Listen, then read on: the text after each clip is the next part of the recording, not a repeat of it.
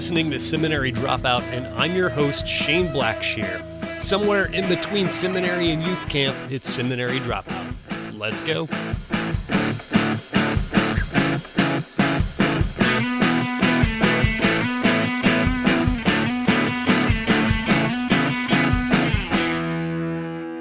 My guest today is Alli Worthington.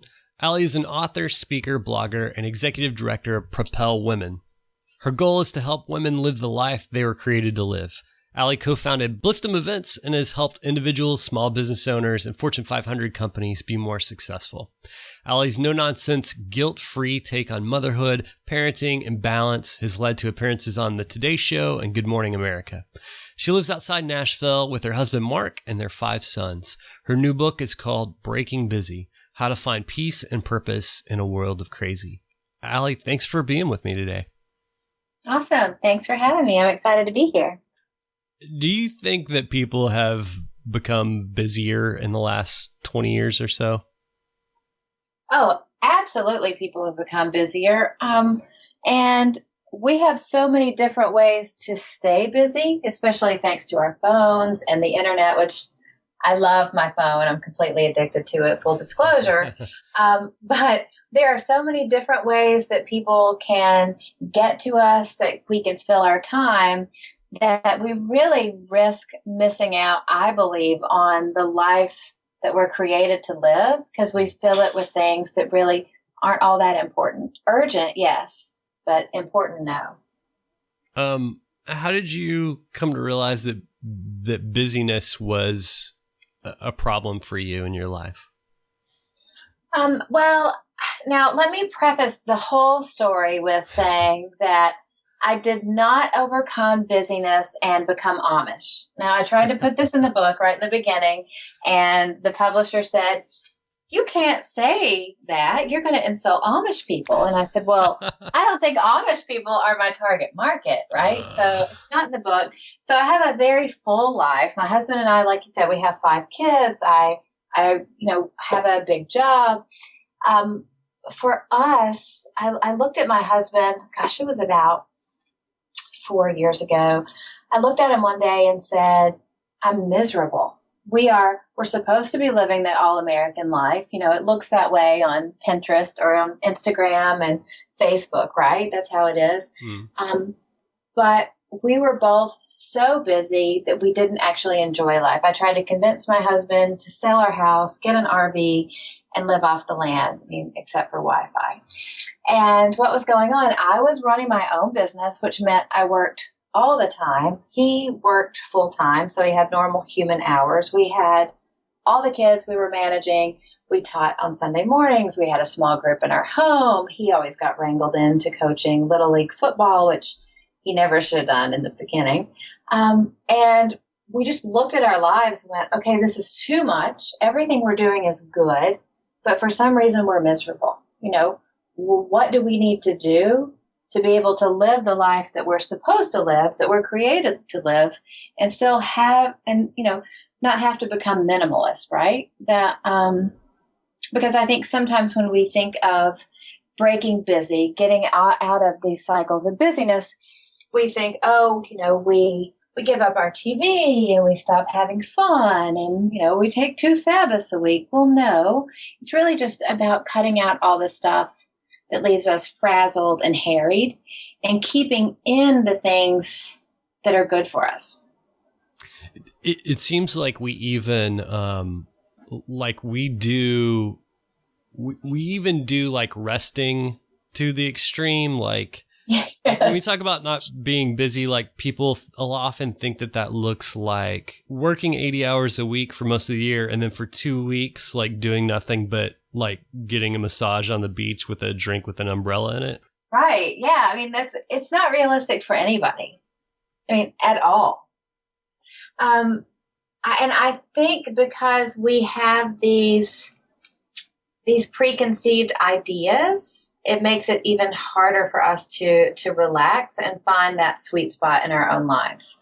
You talk a little bit about this idea of capacity levels that we have, and you use an iPhone as an example of that. Explain a little bit about that. Well, it's a funny story where the iPhone came from. I've already admitted that I'm addicted to my iPhone, but years ago I had a red eye flight booked originally to get home to Nashville from San Francisco.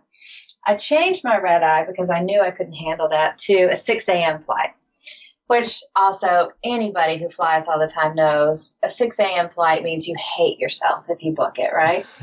So I'm on the shuttle. I fall asleep on the shuttle, get to the airport, wake up in the airport. Blinding lights. It's 4 a.m. And I do what anyone does. I start looking for my phone. And I can't find it in my purse. I can't find it on my carry-on bag. And I realize I have left it on the shuttle. And I panic. And I turn around to this husband and wife behind me and say, please let me use your phone. I have left my phone on the shuttle from the hotel. I've got to call it. I've got to get the driver to answer, please. Say, give me the phone. I'm dialing my phone number. And I look at them and kind of wink at them like, I got this, right? I have it all under control. And instead of the driver answering my phone and bringing it back to me right there in the San Francisco airport, my bra started ringing. I had tucked it in my shirt and fallen asleep on the van. I don't know why. It was 3 a.m. and forgot that it was in there. So I'm panicked. I had reached my capacity level in life and busyness and decision making, and was standing in the middle of the airport calling my own shirt to prove it. So I have to turn off this couple's phone. They're trying not to laugh. Sure. And retrieve my own phone from my bra to turn it off. It was awful. So in this whole flight going home, I'm staring at my phone, mainly trying not to make eye contact with anyone else around me because I'm humiliated. But I'm thinking about how I have great boundaries with my phone, right? I know that my phone can only go for so long before it has to be recharged. I know how many apps it can hold. I know how much memory it has. And that's when I realized I have limited physical capacity. I'm okay with my phone having limited physical capacity, but I'm not okay with myself. And so I just kept pushing it and pushing it and pushing it until I was completely falling apart. And so when I compare how I think we need to live, which is understanding we have limited physical capacity, we can only go so long before we need to be recharged, and it's how we were designed. It's important to realize that our capacity levels in one season are different than another. You know, we can run hard for months on a certain project, or if something's going on with our family, getting things over the line. And then other seasons of life, we need to kind of relax, chill out, let go of some responsibilities, and understand that our capacity level may be a little bit less. So every time I look at my phone, I see the battery signal, and it's 0 to 100%, how much you have left. And I started asking myself, okay, right now in life, what's my capacity level? And once I began to accept that I'm not Superwoman, I can't do it all, things were a little bit easier for me to handle. What was it like for you to, you said things are easier to handle. Like talk about that a little bit, just the change of what life is like when you are constantly busy to not. Yeah, well, when I'm over capacity, I go all out. We'll put it that way. So it tends to involve emotions being out of whack. When I'm quick to snap at somebody, when I am, just up and down emotionally, I know it normally means I'm doing too much. Another indicator for me has been illness. I once went to the doctor and I had a cold, I had a sinus infection, I couldn't get better, and I'm going in just hoping for a magic pill. And he says, you're going to have to slow down. I think you're stressed. And I was just indignant. No, I'm not. It's germs, it's winter. And he said, you're always sick. You're always sick because you're stressed and you're doing too much. And until you deal with the stress in your life, you're not going to get better. And then the biggest indicator is when we live our lives and we don't focus in on relationships. So that's family, it's good friends, it's our relationship with God. I mean, I've spent months at a time getting out of bed in the morning, throwing myself into the day and thinking, I'm going to spend time with God later. And by the end of the day, I go, oh, I haven't done it. And I've thrown up, help me Jesus prayers all day long, but I've never connected to the real power source. And I've wondered why I've lived my life so stressed and so harried and honestly so unhappy. So I had to learn to prioritize that. I mean, not be legalistic about it. I'm not saying, I wake up at 3 a.m. every day and, read the Bible in Greek. But getting that time every day, it keeps me focused on what I need to do that day, who I am, who God made me to be, and not try to get my approval from anything other than Him. Because when it comes down to it, saying yes to things that we're not meant to say yes to and doing things that we're not meant to do, a lot of it comes down to seeking our approval from other people.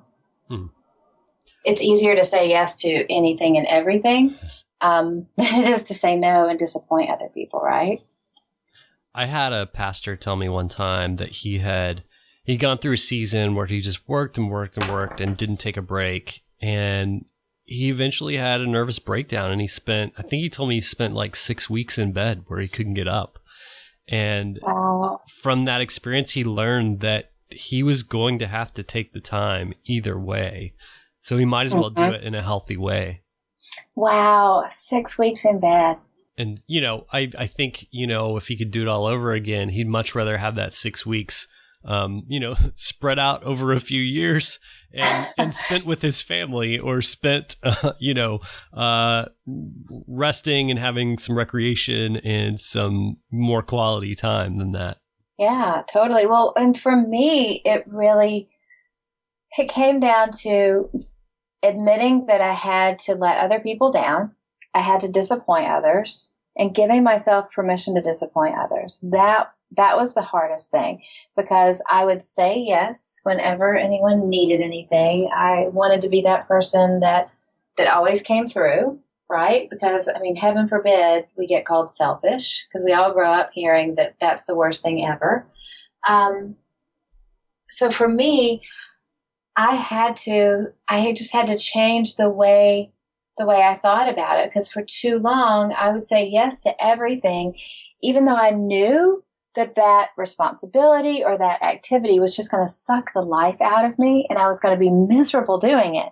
But it was easier to say yes in that first moment, and then just say, I'll figure it out later. I know I don't have time for this. I know I don't have margin for this, but I'll figure it out. And then that time for me to fulfill that obligation or that responsibility would come, and I would just be mad the whole time, right? That's no way to live. I know that may be a little too honest, but you just show up to something and you're in a bad mood because you knew at the beginning you didn't want to do it. And often I find for myself, there's kind of a bitterness that comes with it too. Totally. Yeah.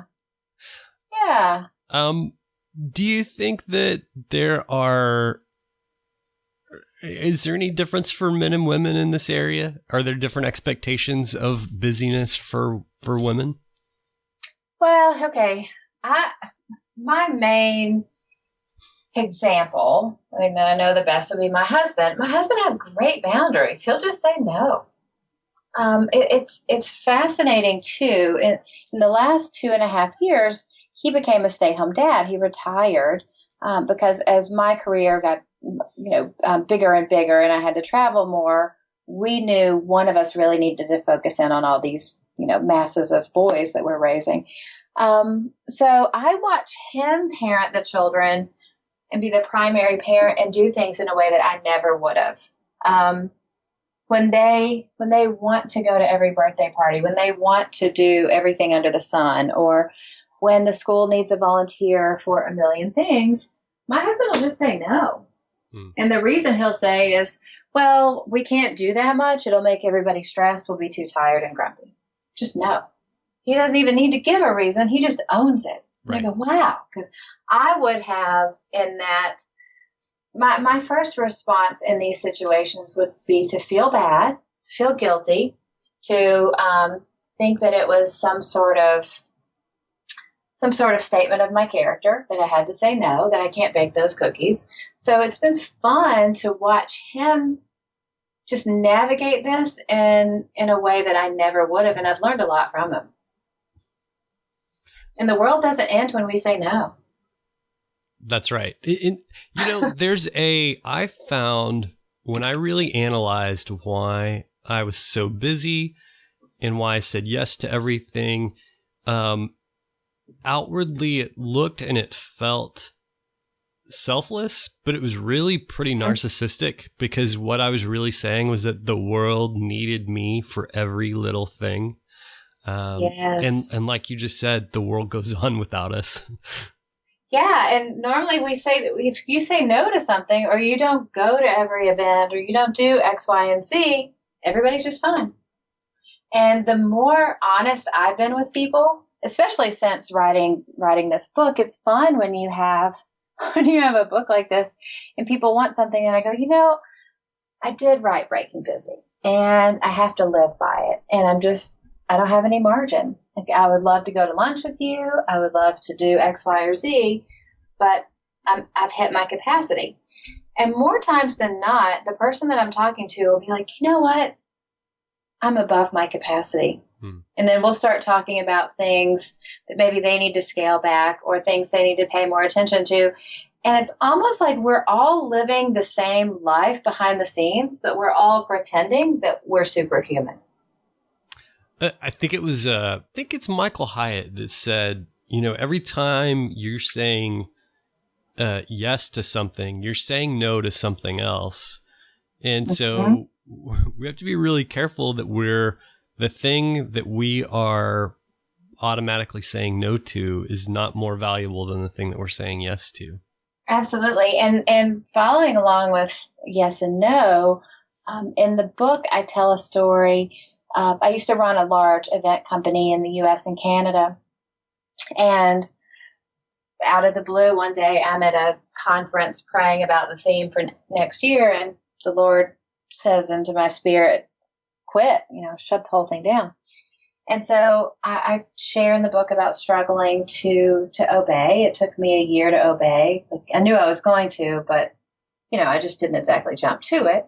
And I had to learn in that situation that I really believed wholeheartedly. I had to decide if I believed it or not, that God's no prepares us for his yes.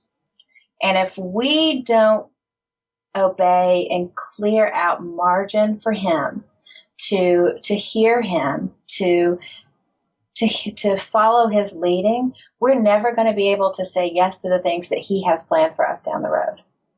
One of the things I think about, you and I sit here and we talk as Christians, and so there's a spiritual discipline side of this. But that aside, on a sheer practical level, there is a sharp counterproductivity to being too busy when you're short emotionally with people.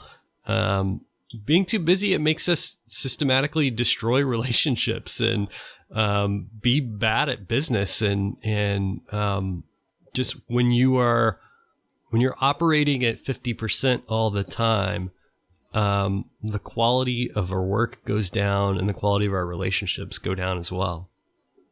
Well, absolutely. For about a year and a half, I primarily focused in my work with just being a consultant and business coach. And for me, that was so intense because I had to get to know each client's company really well. And if I didn't learn to manage my time and focus in all my energy on just what it needed to be, I couldn't do a great job for them. So whether it's a boss in the office, whether you're a consultant and you have clients, whatever, or you're an artist and you're focused on your craft, yeah, when we are living busy and over capacity, we're not bringing our best selves to it. Something that we've kind of skirted around or talked about on the edges of is the role of self-care in all this. And I find that a lot of people are not even familiar with that concept and don't even know what that would look like in their life. Yeah. And when you say the word self-care, some people just kind of like, they're horrified by it. Like, what? Because it has the word self in it. Yeah. And self-care isn't selfish. I mean, we've heard a million times when the story and the example, when you fly, put the oxygen mask on yourself before you help other people. Right. But it's so true. I mean, in my own life, I have a million kids. And so as soon as somebody comes home from the flu, the first thing I do is say, get some sanitizer, because if you get me sick, nobody's taking care of you. Right? That's a more real life example of it. But self-care is just simply not running yourself ragged. It's taking care of yourself, your health. It's getting enough sleep. It's making sure that, you're at least eating enough and eating well enough that you're not grumpy all the time. It is doing those things that make you feel better, that make you feel optimal. I consider self-care making time for prayer every day and meditation. It's intentionally putting things in your life every day. It doesn't have to be huge things, but putting things in your life that will make you happier, that'll make you function better, that'll make sure that you are operating at top capacity. And when we don't do those things because we shy away from it because it seems selfish, then we're not bringing our best to other people. We all, whether it's friends we have, whether it's our families, whether it's our work, whatever it is, so many people depend on us. They lean on us emotionally, professionally in our work. And if we're not taking care of ourselves, we can't help them. And I think when we look at it that way, when we look at it as, I want to be 100% for the people in my life, then it exposes it for what it is. Instead of self-care being a selfish thing, it exposes it for being a selfless thing, a thing that we do for the people around us. Right, absolutely. One of the signs of being too busy is self-medicating. Yeah. I wonder if you could talk about what that looks like and this thing of disguising self-medicating as self-care. Oh, yeah. This is such a biggie. When I was running my event company, some friends teased me one time that they could tell how stressed I was at events, like in the green room, by how many times I reapplied my makeup and how many sweets I ate. Because like those were their signals. She's soothing herself, right? And some people, they binge on food. Some people binge on alcohol. Some people binge on drugs. It is the self-medicating to soothe ourselves, to calm ourselves. But one thing that I discovered in researching for the book, and of course I do it too, was we also self-medicate through the internet. So, maybe we want to escape life and we end up scrolling Facebook passively for hours, or binging on Netflix till 3 a.m. Or, me, I had a great time scrolling through Pinterest for hours and hours and hours. I was literally watching images of perfect lives and people's highlight reels on Facebook go by instead of investing in my own. So instead of spending time with my family, doing things that I love, I would just zone out from life when I was stressed and just passively watch life go by on the internet. So I had to realize, okay, when I'm doing this, I'm not healthy. I'm not doing anything good for me.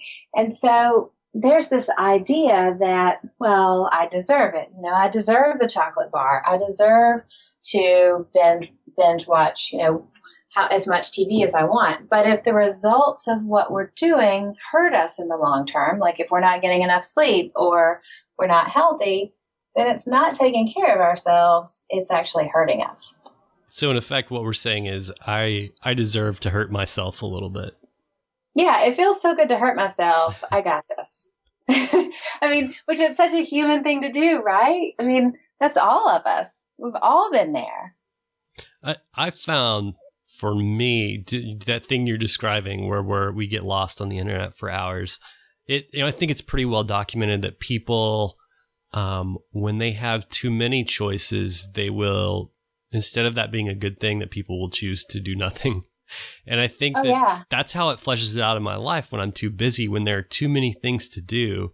That is overwhelming. And that, ironically, is when I find myself wasting the most time, because I don't want to think about that. I need to escape from that pressure and that stress.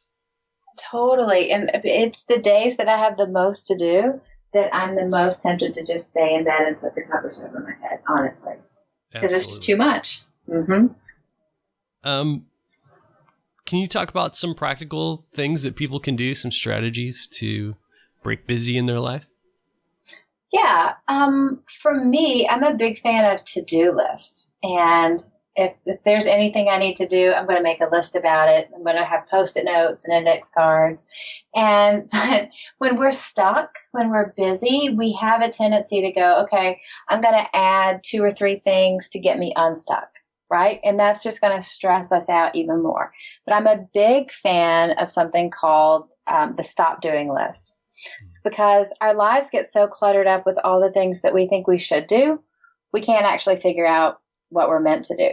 So the best way to identify what to stop doing in your life is simply ask yourself what you would secretly be so relieved if you didn't have to do anymore.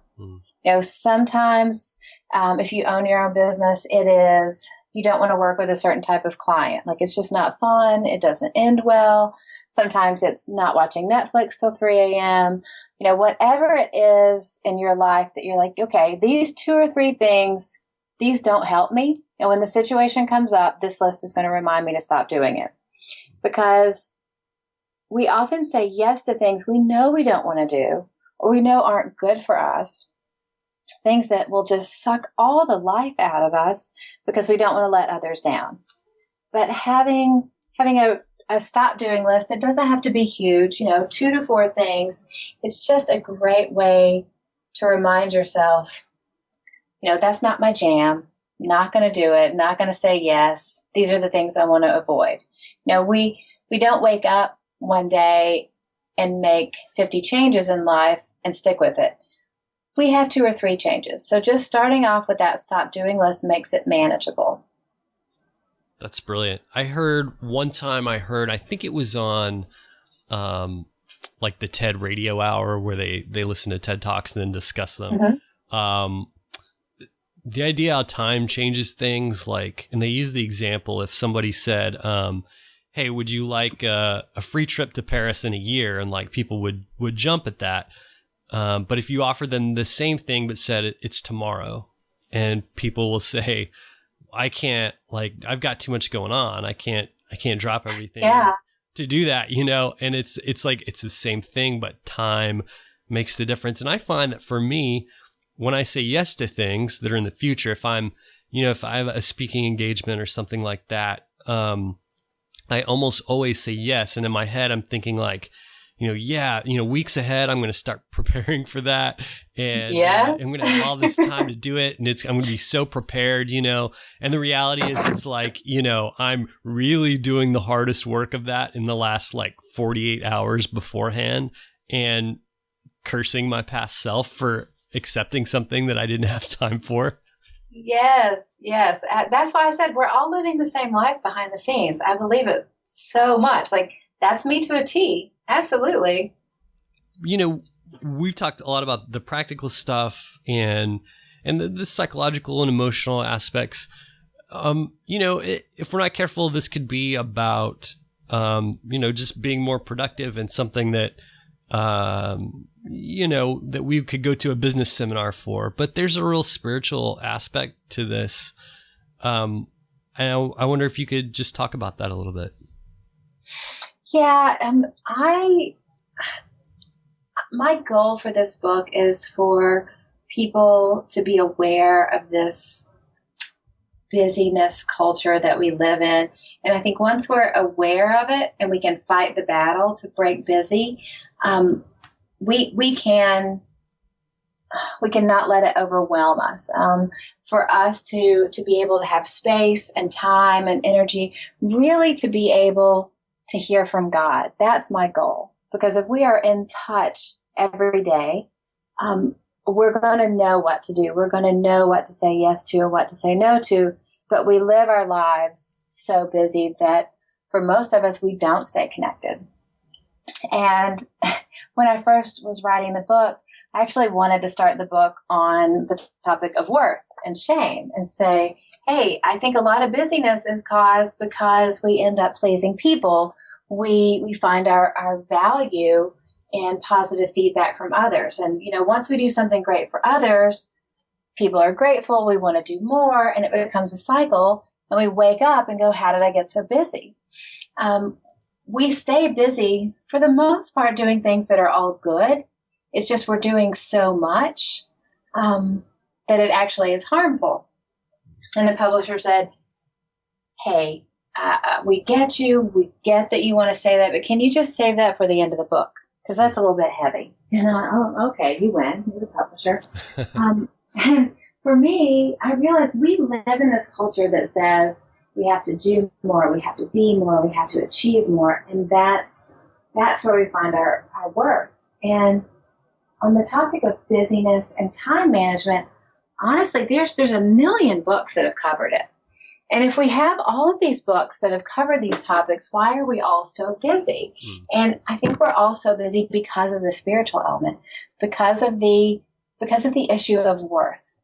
And finding our worth from anything other than God, it makes us want to be perfectionists, the perfect student, the perfect parent, the perfect friend, because that's how deep down inside we know we're okay. So knowing where our worth comes from, being in relationship and knowing what we need to do each day and getting strength to be able to do it, that's really the key to life. And that is the secret for breaking the cycle of busy. I think there might be some people who, would hear this conversation and think that that it could be over spiritualized or that we're over spiritualizing it. But, I just think not only can the cause of being too busy come from a spiritual place, but I think that the effect does too. I just remember when I was convicted of being too busy and realizing just the basic principle, the thought, the verse from the Bible that, Jesus came to give us life and life to the full. And I just had to say, I am not living life to the full. This is not what that looks like for me. And this is not what Jesus wants for me. And just that on a very basic level, it's a very spiritual thing. It really is. Because at least in Western culture, we have enough food to eat. We have safe drinking water. It's snowing in Nashville today and we're warm. But the thing that gets us off track, the thing that distracts us is living in this culture of constant distraction, constant flashing lights. There always being more to do that keeps us just focused off of God enough to be missing the mark, honestly. We live so fast, so distracted, that we don't give time to Him. And that's the secret to everything, time. Well, Alli, this is such a valuable resource. Thanks so much for writing it and sharing your story and your wisdom, and thanks also for coming on the show today. Well, thanks for having me. This has been great.